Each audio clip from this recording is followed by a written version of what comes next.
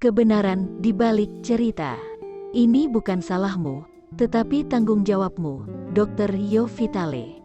Saya masih belum sepenuhnya puas. Saya masih belum tahu keseluruhan cerita kerja Dr. Hewlen di rumah sakit jiwa. Apakah kamu tidak pernah melihat pasien sama sekali untuk melakukan terapi? Aku bertanya lagi padanya suatu hari. Tidak pernah, saya hanya melihat mereka di lobi. Tetapi saya tidak pernah melihatnya di kantor saya, katanya. Suatu kali seorang pasien berkata kepada saya bisa membunuh Anda. Apakah Anda tahu itu? Saya menjawab, saya juga yakin Anda bisa melakukan pekerjaan yang lebih baik. Dr. Hewlen melanjutkan kisahnya dengan mengatakan, ketika saya mulai bekerja di rumah sakit umum dengan penjahat sakit jiwa, ada sekitar 3 atau 4 serangan setiap harinya dalam sehari di antara sesama pasien. Kami memiliki sekitar 30 pasien pada saat itu. Mereka dikurung di sel isolasi atau dikurung di bangsal. Dokter dan perawat berjalan melewati aula dengan punggung menempel ke dinding karena takut diserang pasien. Setelah hanya 2 bulan masa pemurnian yang saya lakukan, ada peningkatan radikal yang terjadi. Tidak ada lagi tangan pasien yang diikat, tidak ada lagi isolasi, dan pasien diizinkan oleh saya untuk bekerja, bermain olahraga dan berkeliaran dengan bebas. Tapi apa sebenarnya yang Anda lakukan untuk memulai transformasi ini? Tanyaku. Saya harus bertanggung jawab penuh dalam diri saya atas masalah yang muncul di luar diri saya. Katanya, saya harus membersihkan pikiran saya yang tercemar dan menggantinya dengan cinta. Para pasien tidak ada yang salah dengan mereka, tanggung jawab ada di dalam diri saya. Dr. Hewlen menjelaskan bahwa di sana, pasien dan seluruh bangsal tidak merasakan kasih sayang. Dan kemudian ketika dia memulai transformasi di sana dengan mencintai segalanya, saya melihat ke dinding dan mendengar mereka berkata bahwa mereka perlu dicat. Katanya kepada saya, tapi cat barunya tidak lengket dan akan langsung retak. Jadi saya mengatakan ke dinding bahwa saya menyukai mereka. Kemudian, suatu hari, tiba-tiba seseorang memutuskan untuk mengecatnya dan kali ini catnya melekat dengan baik. Kedengarannya memang sedikit aneh. Tetapi saya mulai terbiasa dengan pembicaraan semacam ini. Pada akhirnya, saya harus mengajukan pertanyaan yang paling membuat saya khawatir. Apakah semua pasien sudah dibebaskan? 2 dari mereka tidak pernah. Katanya, mereka dipindahkan, tapi mereka pulih di bangsal lainnya. Kemudian dia menambahkan sesuatu yang sangat membantu saya memahami kekuatan dari apa yang telah dia lakukan. Jika Anda ingin tahu seperti apa di tahun-tahun itu, tulislah surat ke Omakao Kala Hamaguchi. Dia bekerja dengan saya sebagai pekerja sosial saat saya di sana. Ya, dia menjawab seperti ini. Yo yang terhormat, terima kasih atas kesempatan ini.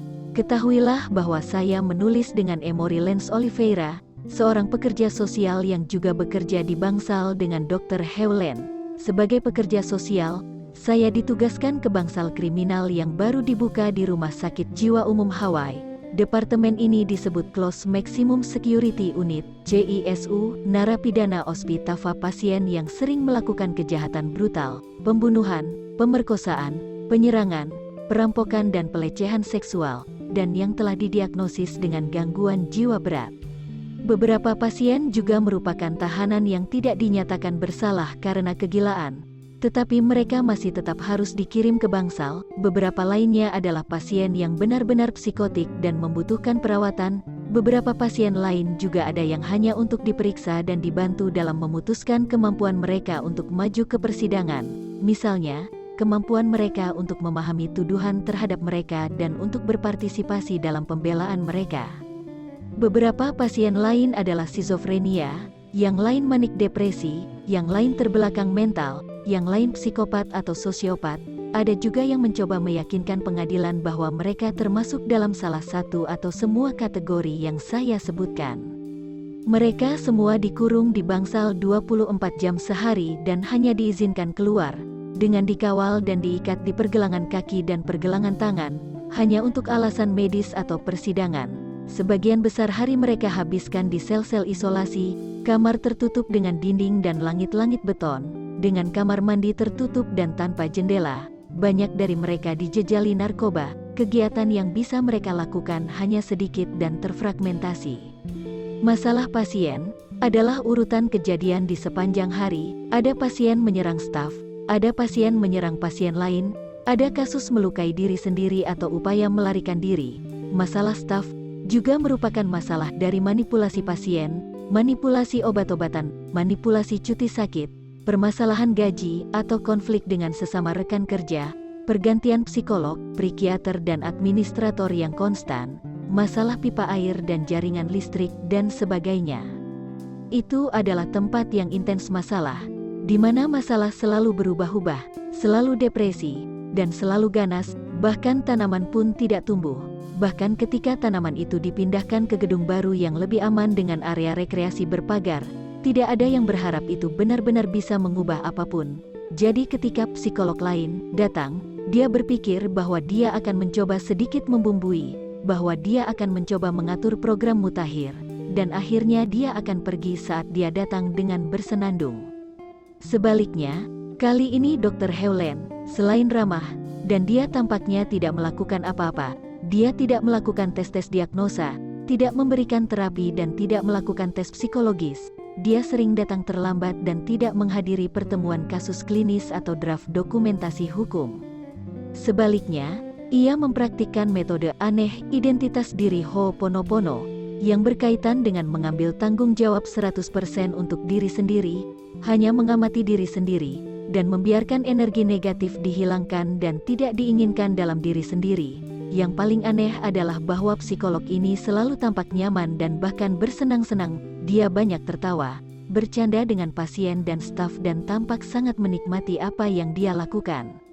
Semua orang tampaknya membalas kasih sayang dan kesenangannya, meskipun dia tampaknya tidak banyak bekerja, dan keadaan mulai berubah, sel isolasi mulai kosong, pasien menjadi bertanggung jawab atas kebutuhan mereka dan mereka juga mulai merencanakan dan melaksanakan program dan proyek yang berkaitan dengan mereka. Dosis obat menurun dan pasien diizinkan meninggalkan bangsal tanpa ikatan, lingkungan menjadi hidup, lebih tenang, lebih aman, lebih bersih, lebih aktif, lebih menyenangkan dan produktif. Tanaman mulai tumbuh, masalah pipa hampir hilang, kekerasan menjadi langka dan staf tampak lebih harmonis, santai dan antusias. Dan untuk masalah kekurangan staf karena banyaknya cuti sakit staf, masalahnya berubah menjadi staf kehilangan pekerjaan karena kelebihan staf. Dua momen khususnya mengejutkan saya lebih dari yang lain. Ada seorang pasien paranoid dan obsesif yang parah yang telah melukai banyak orang masuk dan keluar dari rumah sakit dan yang telah keluar masuk bangsal berkali-kali. Saat itu dia dikirim ke CISU karena pembunuhan. Aku takut padanya. Rambutku berdiri setiap kali dia mendekat. Oleh karena itu, saya sangat terkejut bahwa 1 atau 2 tahun setelah kedatangan Dr. Hewlett, ketika saya melihatnya berjalan ke arah saya tanpa diikat tangan dan kakinya, rambut saya tidak berdiri. Seolah-olah saya hanya memperhatikannya, tanpa penilaian, bahkan ketika kami lewat begitu dekat hingga menyentuh bahu kami. Saya tidak memiliki reaksi yang biasa, saya siap untuk melarikan diri.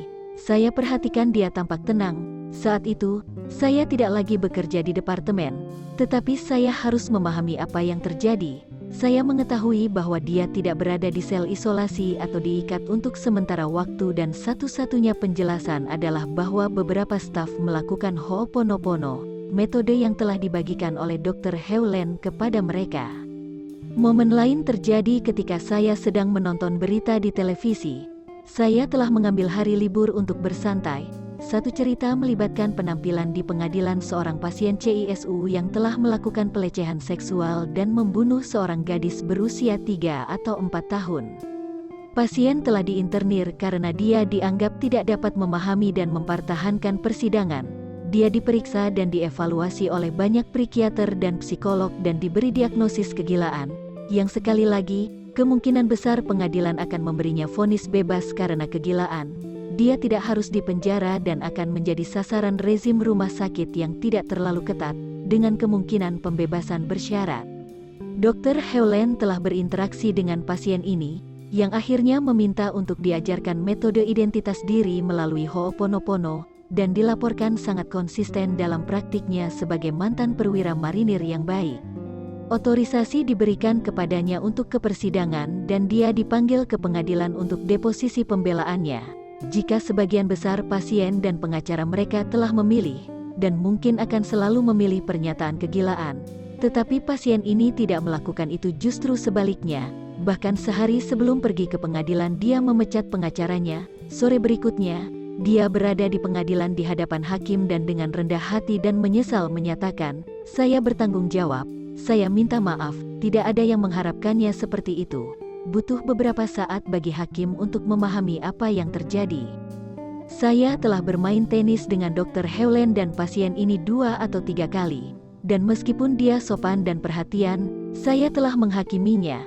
Tetapi pada saat itu, saya hanya merasakan kelembutan dan cinta untuknya dan merasakan perubahan besar di seluruh ruang sidang, suara hakim dan pengacara. Semua baik kepadanya dan semua orang di sekitarnya tampak memandangnya dengan senyum lembut. Itu adalah momen yang spesial. Jadi ketika Dr. Hewland bertanya apakah ada di antara kami yang ingin belajar Ho'oponopono suatu sore setelah tenis, saya dengan bersemangat melangkah maju dengan cemas menunggu pertandingan tenis berakhir. Hampir 20 tahun telah berlalu dan saya masih terkesan dengan apa yang saya pelajari. Itu adalah keilahian yang bertindak melalui Dr. Hewland di Rumah Sakit Umum Hawaii. Saya sangat berterima kasih kepada Dr. Hewland dan metode aneh yang dibawanya. Bagaimanapun, jika kebetulan dia bertanya-tanya tentang pasien itu dinyatakan bersalah dan agak dihargai oleh hakim, yang menerima permintaannya untuk menjalani hukumannya di penjara federal di negara bagian asalnya, di mana dia bisa berada di dekat istri dan anak-anaknya. Juga, meskipun sudah hampir 20 tahun, saya menerima telepon pagi ini dari mantan sekretaris lingkungan, yang ingin tahu apakah Dr. Hewland bersedia untuk bersatu kembali dengan staf lama, yang sebagian besar sudah pensiun. Kami akan bertemu dalam beberapa minggu. Siapa yang tahu apa yang bisa terjadi? Saya akan menjaga antena saya tetap tinggi untuk lebih banyak cerita.